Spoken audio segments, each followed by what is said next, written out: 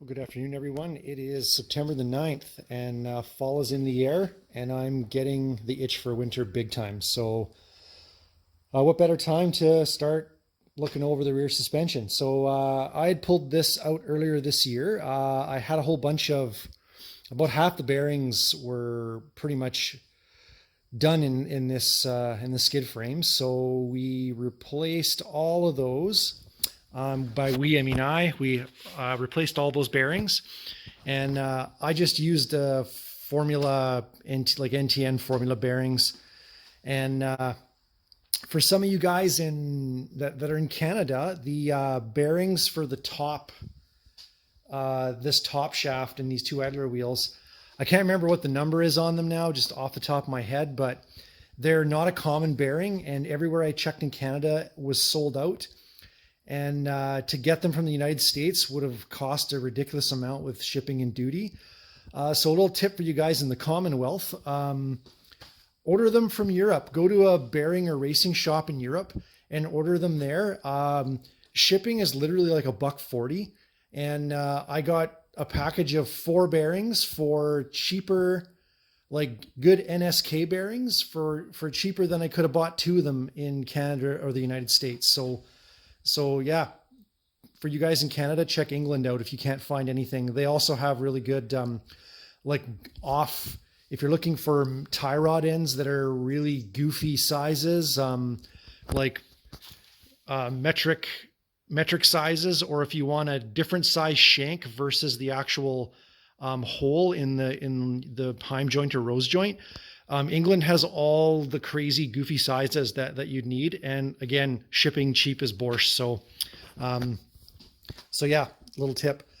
Anyway, I digress, getting back to the suspension. So I mentioned this in an earlier video, when I was doing some stuff on the Formula 3 that, I really hate how all the new skid frames and new sleds and stuff have all this quote unquote maintenance free crap on them. So, just as a comparison, I think my Formula 3 had something like 8 or 9 grease points on it.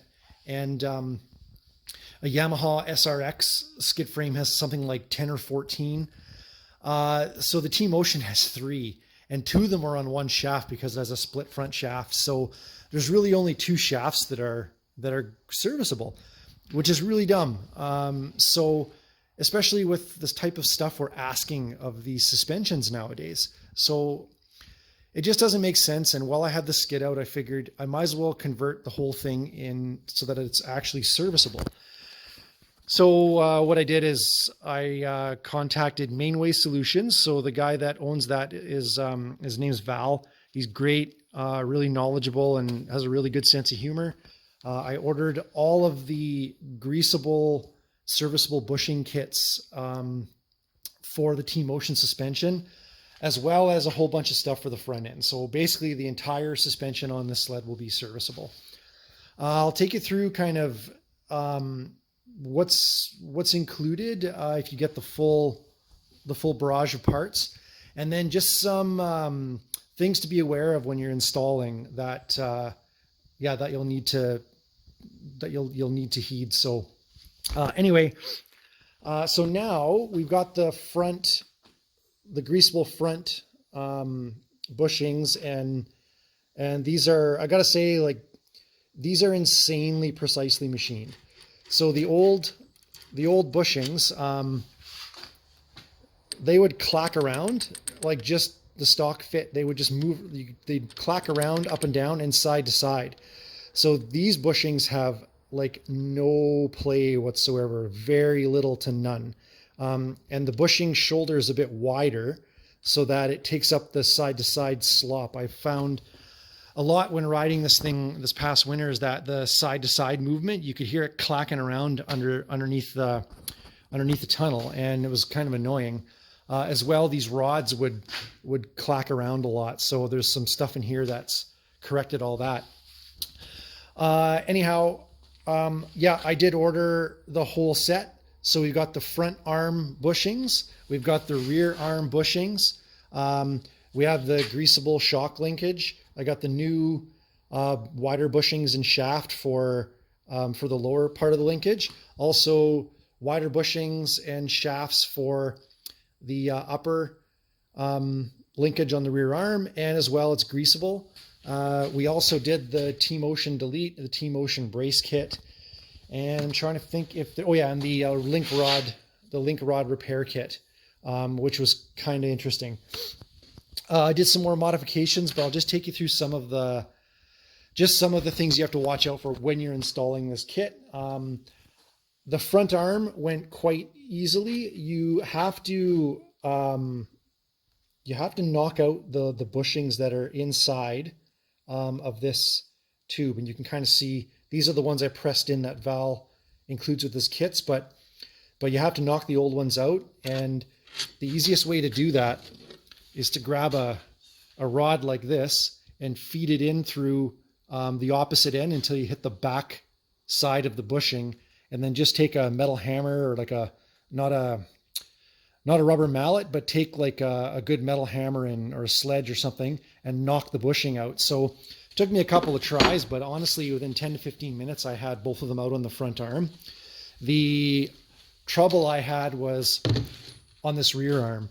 So on the rear arm, getting these bushings out was ridiculous. Come to find out that on some models, for some unknown bloody reason, Skidoo decides to epoxy these frickin' things in there, and you cannot get them out with the with the drift rod and a hammer. The only way to get them out is with the big stubby here. So a 7/8 drill bit. If you can find a drill bit that is 1/64 smaller than a 7/8, that would probably be perfect. But I use a 7/8. This is a lathe bit, and it's round shank. So because my clutch on this thing doesn't work, if you have a hex shank bit this big, set your clutch really, really low, because if you get cockeyed in here, you don't want the bit to start, damaging the actual like rear arm. So if you have the clutch set nice and low, it'll just stop the bit if it gets cockeyed or whatever. What you want to do is lots of lube on the bit and go real slow and good even pressure. The bit, or the bushing, kind of self-centers this bit a little bit, and it'll start getting hogged out. The last maybe 1/8 of an inch will just start spinning in there. All you do is pull the drill out and fish your finger in and pull out the remains of the old bushing. Then what you're going to want to do, because the drill bit will mar up the inner diameter of this tube, so you're going to want to just use some brake clean and a bit of emery cloth just to clean it up a little bit and wipe it out and make sure it's really nice and clean. Let it dry for a couple of minutes. Then on the new bushing, coat that new bushing with either Permatex or Loctite low strength gel, and that gel will take up any of the extra space in there, and you won't have a problem with it. It'll work really slick, and you won't have any issues with it. So that was the first complication. The other complication I had was not necessarily complications, just doing the brace kit in here is a bit involved. So this tMotion delete kit is really nicely done. He's got really nice high shoulders and thick shoulders on the two bushings that press into each other in here.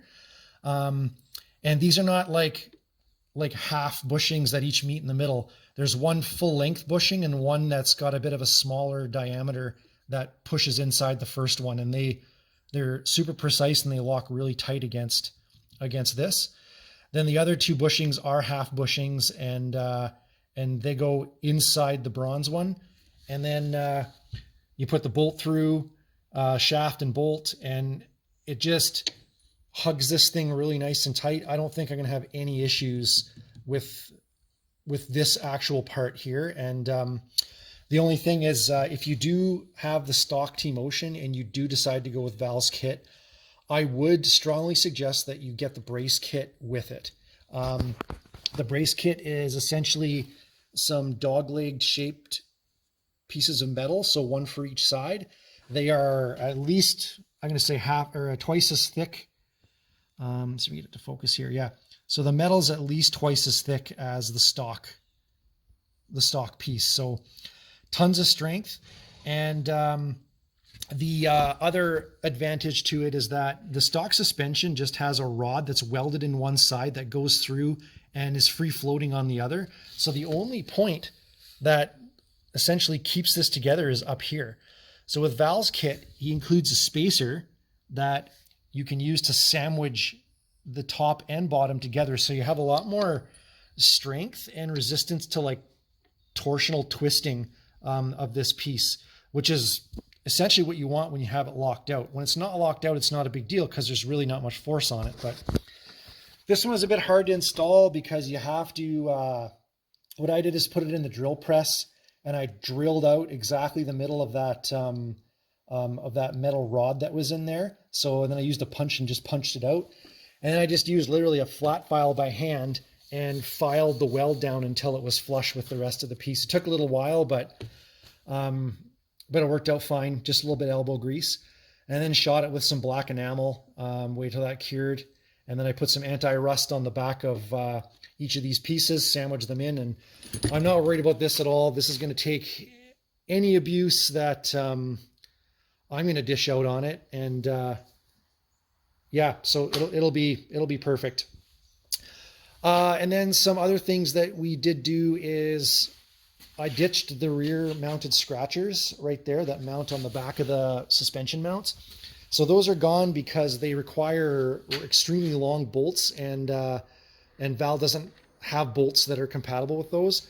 I don't like those scratchers anyway because they end up contacting the snow back here, and all the snow dust, like 90% of it, ends up behind the sled and not much sucked in for the heat exchangers and everything else. So put on these BRP front mounted rail, front rail mounted scratchers, and they should give a lot more room for the snow to kind of get in the suspension and get up into the cooling parts and all that. So I am going to put a pair of cable scratchers on just as a backup.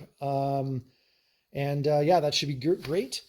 The next thing I did was mounted a set of Dupont Hyfax. So these little inserts in here are Delrin plastic, and if you can call it plastic, but it's not really plastic, but Delrin, and it's very, very slippery and very, very heat resistant. So these will be really nice on like spring days, low snow days when we're ice fishing and whatnot. So I'm not going to have to really worry about my sliders for a number of years, which would be great. They're a bit pricey, but I think they're well worth it. Yeah. The next thing that we did do was the Munster rail brace. This is extremely well machined. It is a bit of a pain to put on. You have to take your Hyfax off, so it's good to do this before you put the Hyfax on, or else this won't go in correctly. The easiest thing to do is to put the back, so there's two models. One's a straight rail, one's a tipped rail. This is a tipped rail. So it's a bit more difficult to install in that you have to put the tipped section kind of in first, and then you have to lift the front of this and push it in, as there is a little, it's not the exact angle of the suspension. And then start with your front bolts, lining everything up. As you put these bolts in, everything's going to start to line right up. And then the last thing you do is you drill the one hole through the rail here, and then this one goes through an existing space like this, where you have an included spacer that goes in, and this locks everything together really nice. Yeah, this is going to be really good. It's admittedly, a lot of the things that did the suspension are overkill for what I do, but I'm always into durability and I like to tinker, so be it. The other thing we're going to do is I'm going to put the high gear aluminum or billet adjusters in here and axle spacers, because these are already starting to like chew into the plastic, and I don't know why they just didn't make them aluminum to start with. I don't like plastic parts, don't really hold up for this. So anyway, we're going to switch that out. That's on the way. The last thing I want to talk about was these link rod. There's a link rod repair kit that came with all these parts, and what it entails is putting these. Where is it here? Oh, right there. Putting these inserts inside the link rod ends, and you need a 25/64 drill bit to do that. So you drill out each end, and then you press in those inserts, which are harder metal with a bushing, with a like lubricating surface on them. So that should stop the bolts from egging out the softer aluminum. Because even after 2,200 kilometers, mine were starting to egg out, and they were moving around a bit. So now there's no movement whatsoever. The only thing is, don't make the stupid mistake that I did, and I didn't read the fine print on my drill bits close enough. I ended up using a 23/64 drill bit and then ruined 3 of the inserts before I figured out what the heck I did. Valve's nice enough to send me a replacement kit, which is why I have 1 extra.